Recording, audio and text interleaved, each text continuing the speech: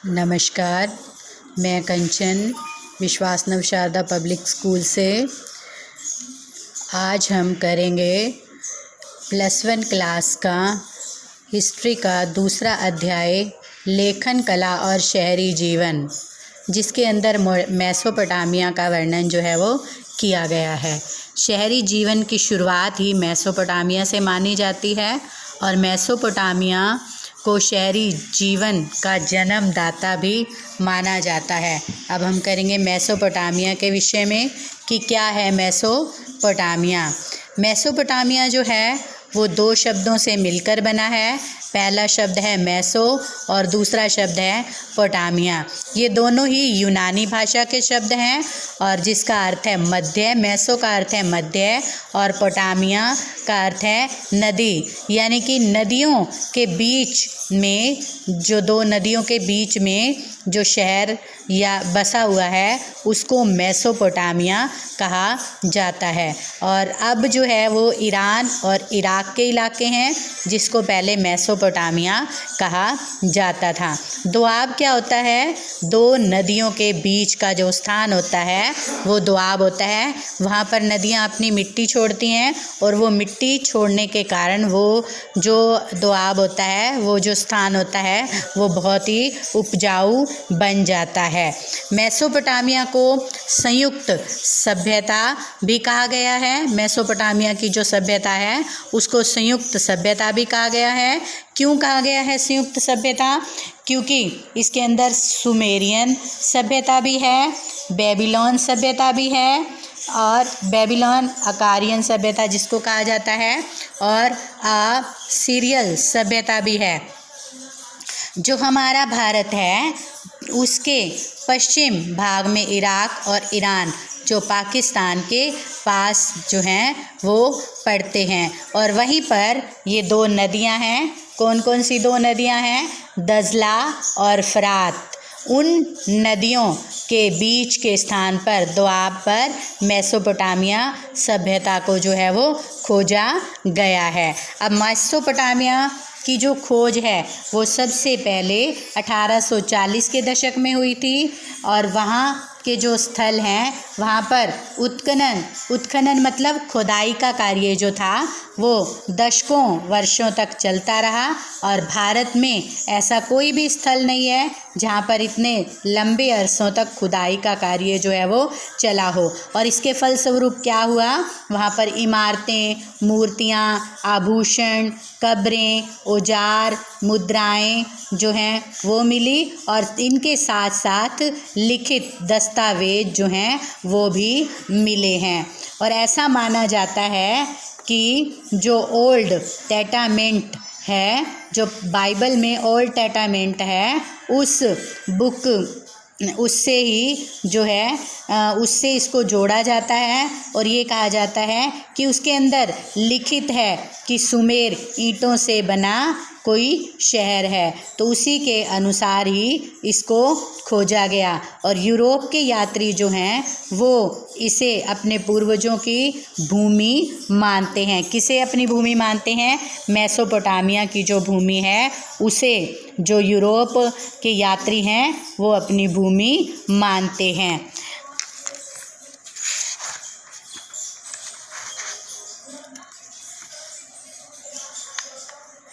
इसके बाद आता है 1960 के दशक तक यह समझा जाता था कि ओल्ड टेस्टामेंट की जो कहानियां हैं वो सही नहीं हैं, लेकिन इतिहास में हुए महत्वपूर्ण परिवर्तनों के अतीत को अपने ढंग से अभिव्यक्त करती है, और धीरे धीरे पुरातात्विक तकनीकें अधिकाधिक उन्नत और परिष्कृत होती गई और अलग अलग पहलुओं की परिकल्पना की जाने लगी।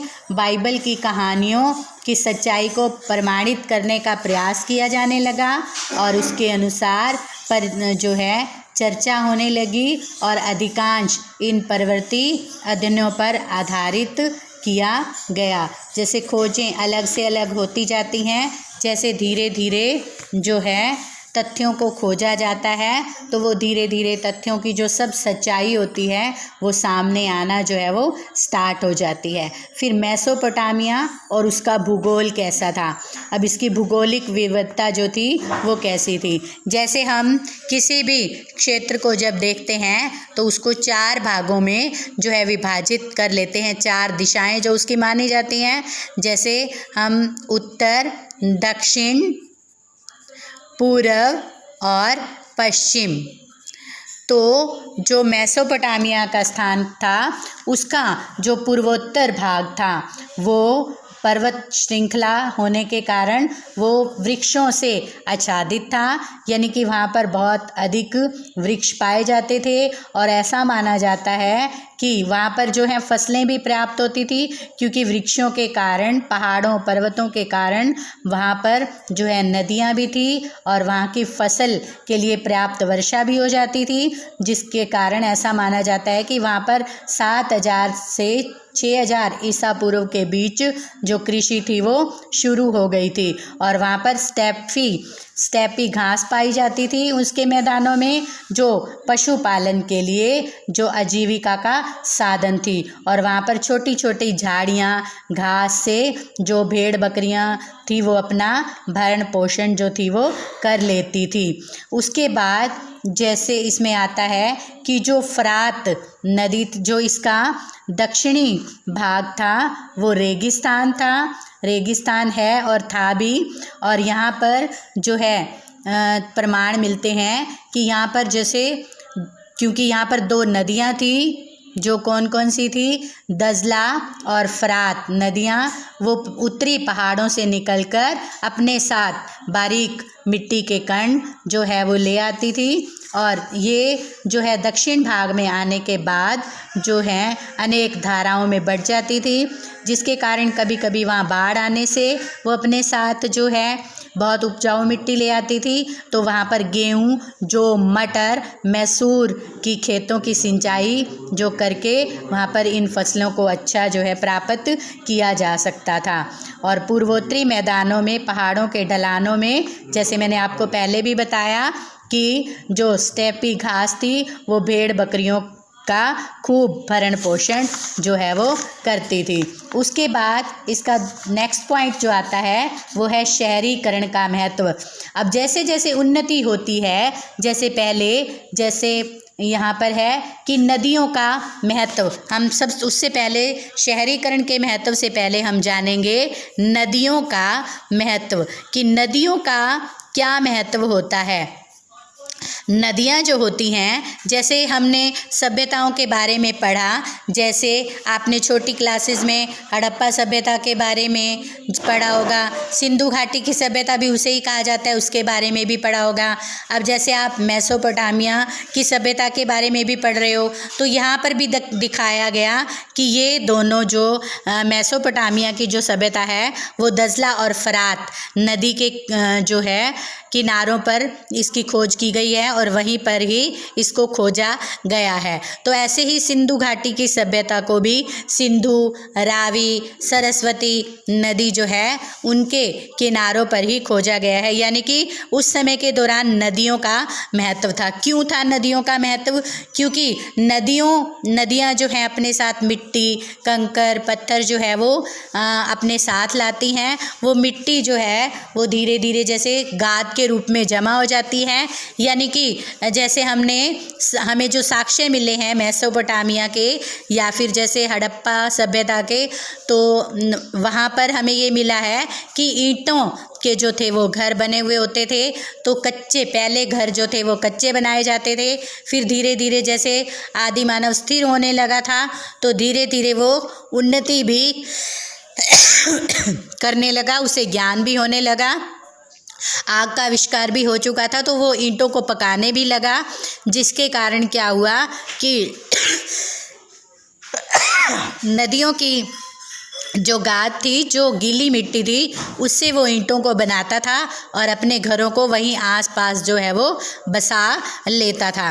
फिर धीरे धीरे जैसे अब इसमें शहरीकरण का महत्व कैसे हुआ, जैसे पहले जो है कस्बे बनाए जाते हैं, पहले गांव बसते हैं, गांव के अंदर धीरे धीरे जो कार्य होती हैं वहाँ पर कृषि की जाती है, तो वो गांव धीरे धीरे बड़ा कस्बा और फिर बड़े कस्बे से धीरे धीरे जब उसमें उन्नति होना स्टार्ट हो जाती है, जब उसमें अन्य कार्य भी होना स्टार्ट हो जाते हैं, तो वो शहर के रूप में जो है वो परिवर्तित हो जाता है। तो वहाँ पर जैसे शहर को बनाया गया तो वहाँ पर रंगीन पत्थरों को काट कर काम किया जाता था, कांसे के औजार बनाए जाते थे।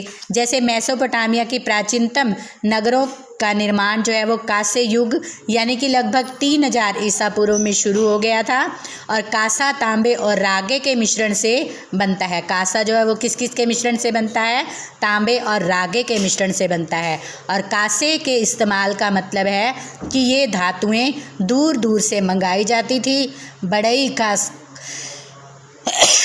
सही काम करने का, मनकों में छेद करने, पत्थर की मुद्राएं उकेरने, फर्नीचर के जड़ने, सीपियां काटने आदि के कामों के लिए धातु के औजारों की आवश्यकता पड़ती थी। और मेसोपोटामियाई हथियार भी कांसे के ही होते थे और भाले की नोकें जो थी वो भी कांसे आदि की जो हैं वो बनाई जाती थी। तो ये सब कार्य करने के लिए जैसे शहर के अंदर शहर बनाए जाते थे और उसके अंदर भट्टियाँ आदि लगा करके इन सब धातुओं को मंगवा करके वहाँ पर इन धातुओं के औजार और अन्य चीज़ें जो हैं वो बनाई जाती थी। अब शहरों के माल से आवाजाही जो है वो कैसे होती थी? आवाजाही का मतलब लेन देन, इधर उधर माल का जाना। मेसोपोटामिया के खाद्य संसाधन चाहे कितने भी समृद्ध रहे हों, उनके यहाँ खनिज संसाधनों का जो था वो अभाव था। कैसे था वहाँ पर अभाव? जो दक्षिण के अधिकांश भाग थे वहाँ पर औजार, मोहरें और आभूषण बनाने के लिए पत्थरों की कमी थी और पॉपुलर के पेड़ों की लकड़ी, गाड़ियों के पहिए या नावें बनाने के लिए कोई ख़ास अच्छी जो वो थी वो नहीं थी। और औजार, पात्र और गहने बनाने के लिए कोई धातु भी वहाँ पर उपलब्ध नहीं थी। तो इसीलिए ऐसी कल्पना की जाती है कि प्राचीन काल के मेसोपोटामियाई लोग जो थे वो संभवतः लकड़ी, तांबा, रागा, चांदी, सोना, विभिन्न प्रकार के पत्थर तुर्की और ईरान या पार की खाड़ियों या अन्य देशों से मंगवाते थे और वहाँ पर कपड़े और कृषि के अन्य उत्पादों का निर्यात करते थे और जो धातुएं थी उनका वहाँ से आयात करते थे। अब जैसे अगर आवाजाही, अब फिर इसके बाद पॉइंट आता है लेखन कला का विकास। अब शहर बनेंगे, माल की जब आवाजाही होगी तो हमें मतलब माल की जो पुष्टि करने के लिए जो है ध्वनि की भी आवश्यकता होगी और लिखने की भी आवश्यकता होगी। तो उसके कारण ही लेखन कला का जो है विकास भी हुआ है। सभी समाजों के पास अपनी एक भाषा होती थी और उसके अंदर वो ध्वनियाँ और उस अपना ही अर्थ प्रकट करती थी। मौखिक या शाब्दिक भाव अभिव्यक्ति यानी कि अपने भावों को अभिव्यक्त करना, लिखित रूप में या मौखिक रूप में जितना भी उनका जो अक्षर जैसे समझ सकते थे वैसा ही वो लेखन जो है वो करते थे और उसके रूप में उच्चारित ध्वनियाँ जो हमारे को साक्ष्य भी मिले हैं। मेसोपोटामिया में जो पहली पट्टिकाएँ जो पाई गई हैं, लिखित पट्टिकाएँ, वे लगभग 3200 ईसा पूर्व की जो हैं वो पाई गई हैं। लेखन कार्य जो है तभी शुरू हुआ जब समाज को जैसे मैंने आपको पहले भी बताया कि लेन देन का हिसाब रखने के लिए जो है लेखन कार्य की आवश्यकता पड़ती है और शहरी लेन देन जो है अलग अलग समय पर होते रहते हैं।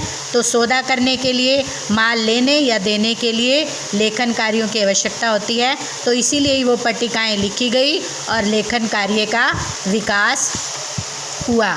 उसके बाद आता है कि मेसोपोटामिया की सभ्यता के लोग जो थे वो मिट्टी की पट्टिकाओं पर कार्य करते थे, जैसा आपको इसके अंदर बुक के अंदर जो है दिखाया भी गया है। और वो मिट्टी को गूंथ कर उसके ऊपर कीलाकार कीलाकार चिन्ह बना देते थे, यानी कि एक सरकंडे की तीली से तीखी नोक जो है बनाई जाती थी, चिकनी मिट्टी को गूथा जाता था और उसके ऊपर कीलाकार चिन्ह से चिन्ह बना कील के आकार की एक पेंसिल से बना दी जाती थी, जिससे उसको उकेरा जाता था। इसलिए मेसोपोटामिया की जो खुदाई के स्थल हैं वहाँ पर सैकड़ों पट्टिकाएँ ऐसी ही लिखी हुई मिली हैं और लगभग 2600 ईसा पूर्व के आसपास वर्ण कीलाकार जो थे वो हो गए थे और इनकी भाषा जो थी वो सुमेरियन थी। मेसोपोटामिया की सबसे पुरानी जो सुमेरियन भाषा का ज्ञान होता है वो 2400 ईसा पूर्व के बाद धीरे धीरे जो मिलता है और इस भाषा का स्थान जो था वो अक्कदी भाषा ने ले लिया था और अक्कदी भाषा जो थी वो कीलाकार लेखन का रिवाज जो था वो 2000 से अधिक वर्षों तक चलता रहा। फिर लेखन प्रणाली जो थी वो बहुत कठिन थी, क्योंकि अक्षरों को मिक्स करके गीली पट्टी के ऊपर लिखा जाता था और गीली पट्टी के ऊपर सूखने से पहले जो है लेखन कार्य को करना होता था और इसके अंदर बहुत कुशल कारीगर की जो थी वो आवश्यकता पड़ती थी। उसके बाद आता है आपका पॉइंट साक्षरता। साक्षरता क्या है कि मेसोपोटामिया में जो बहुत कम लोग थे वो पढ़ लिख सकते थे, क्योंकि जो उस समय जो भाषा बनाई गई थी वो बहुत कठिन थी और भाषा बहुत जो समृद्ध भी थी, यानी कि सीखने के लिए जो लिपिक होता था, जो लिपिक बनता था, उसको सीखने के लिए अनेकों प्रकार जो हैं वो सीखने पड़ते थे। अनेकों व्यंजन, वहाँ उस समय व्यंजन और स्वर नहीं होते थे, बल्कि जैसे अक्षरों को मिला करके लिखा जाता था, तो उसी के कारण जो है कम लोग जो थे वो पढ़े लिखे जो हैं पाए जाते थे। फिर लेखन का प्रयोग, जैसे क्यों होता था लेखन का प्रयोग, जैसे मैंने आपको पहले ही बताया कि जब जो है व्यापार जो है आरंभ हो जाता है, जब एक स्थान से दूसरे स्थान पर वस्तुएं मंगवाई जाती हैं तो उस समय जो है लेखन की आवश्यकता भी पड़ती है, तो उसी के दौरान ही लेखन का कार्य भी है जो वो शुरू हो जाता है। तो मेसोपोटामिया की जो परंपरागत कथाएं हैं उनमें उरुक एक अत्यंत अधिक सुंदर शहर था और जिसे केवल शहर के नाम से ही जाना जाता था और वहाँ के राजा ने जो है किसी अपने एक वर्कर को भेजा था कि वो जो है कुछ सामान लाजवर्त या बहुमूल्य जो रत्न है वो ले आए, लेकिन वो नहीं ला सका था। तो राजा एनमर्क ने अपने हाथ से एक चिकनी मिट्टी की पट्टिका जो थी वो बनाई और उस पर शब्द लिख दिए।